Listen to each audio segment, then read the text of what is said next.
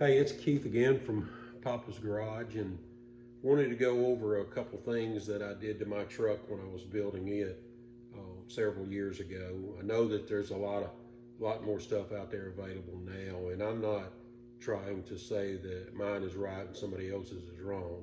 I'm just trying to show you what I did and the things that I dealt with when I was putting mine together. So this is something that I worked through. One of the problems I had, the tachometer was jumping up and down, couldn't get it to smooth out, and the transmission would shift okay.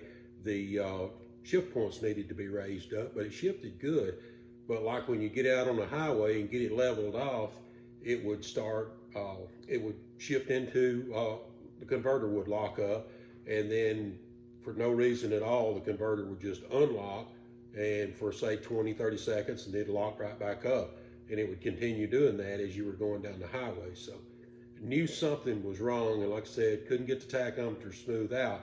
So after doing some research and talking with there was a young man that was working with me on this project, and he had some very good input on it. So we put our heads together, and this is kind of what we come up with to make it work right. So I'm going to show you what I did. I hope you can see it, and we'll talk about it as we go. Okay, here is my little scientific test setup here I've got. Not real scientific, but anyway, I did want to talk about these tone rings right there.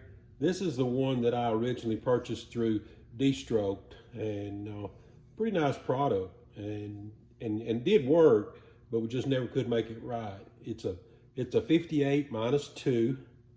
If you're familiar with them, there's the -2. And so after we started doing some work on them, we tried to figure out what was going on. I took this and I made me a mark right here, and I hope you can see that right there.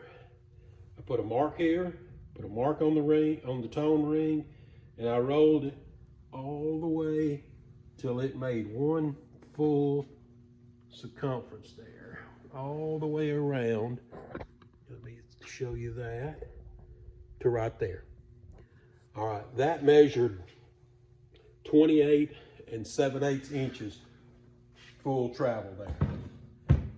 All right, then I got to thinking about it, and I bought a 6/0 crank sensor and tried it with this one here, and it still didn't work. It did the exact same thing.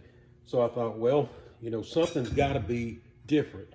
So I've got the crankshaft and looked at it. It's a 58-2 out of the 6.0. That's a 6.0. All right, so I set it up at the same mark, same place, just right there, and I rolled it all the way till it made a full circle right there. That was 25 5/8. So I knew then might be on to something, because there definitely was a lot of difference. So after doing a little bit of checking around, found out that a 2003, 4, 5, 9, it had a smaller one, and it was the same teeth, 58 minus the 2, which there's some missing here, but that's my fault. Doesn't matter at this point. So I took it and I put it on my mark right there, and I rolled it all the way, one full revolution right there. And it ended up just about 1/4 inch past where the tone ring on the 6.0 went to. So I thought, well, you know, that's definitely an issue right there. There's a problem. So at that point, I thought, well, how can I make this tone ring off of a 2003 work? It wouldn't work behind the harmonic balancer. It couldn't. I think that's where it's at on a 2003.